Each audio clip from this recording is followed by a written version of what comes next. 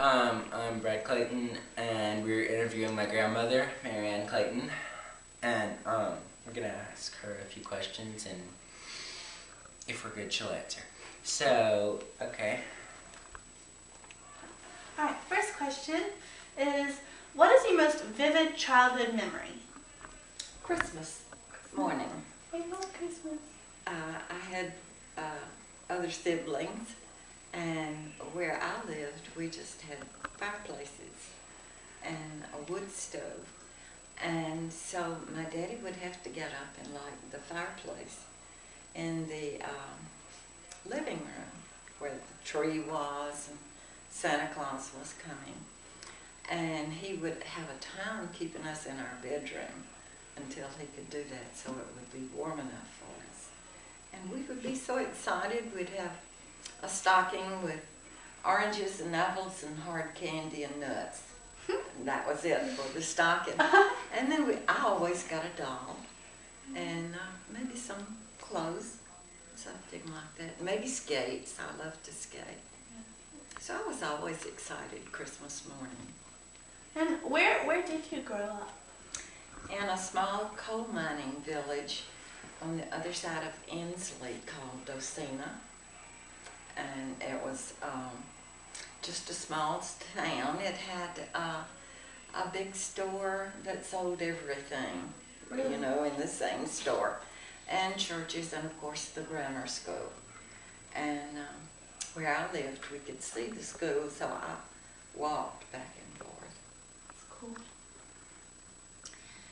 So did you have a good high school experience? Yes, I went to a city high school. I went to Inslee High School, which is going to be torn down now.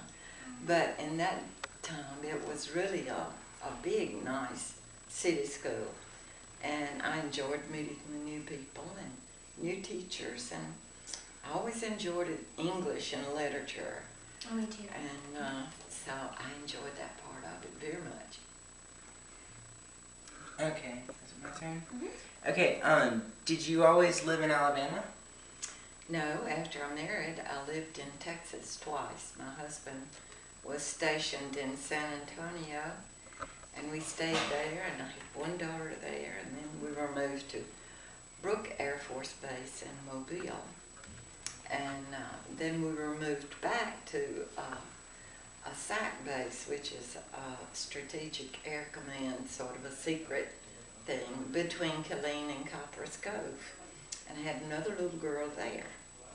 Then he was discharged, and we came back to Alabama, which was my favorite. I wasn't overly fond of Texas. Too hot. And it was too far from Alabama. Yeah. We had to drive there this summer. Yeah, it was awfully hot, and it can be that cold in the wintertime. Yeah. Okay. And where did you meet Granddaddy? I worked for his uncle in a store, and he introduced me to him, and I went on their family picnic with him. And we had, he of course was in the Air Force stationed in Texas, in San Antonio. And over the course of about 3 summer months, we had 4 dates and got married. And we were married 46 and a half years before he died.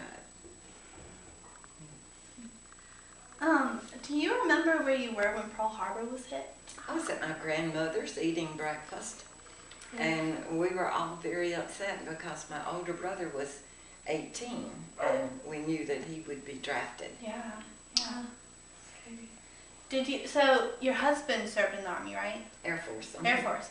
Did you ever do anything military or anything No. like that? No. Mm-mm. So are you happy to have lived through so many world-changing events like Pearl Harbor and World War II? Yes. And I'm just happy to live. Yeah. Good answer.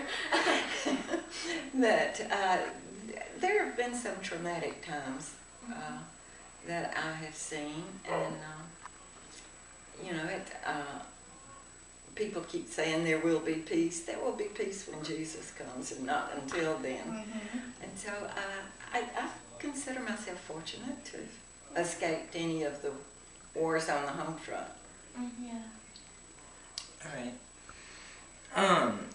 Who was your favorite president and why? Ronald Reagan, because I thought he was a kind, dedicated person, and he, I thought, led this country into a lot of new and better ideas and things.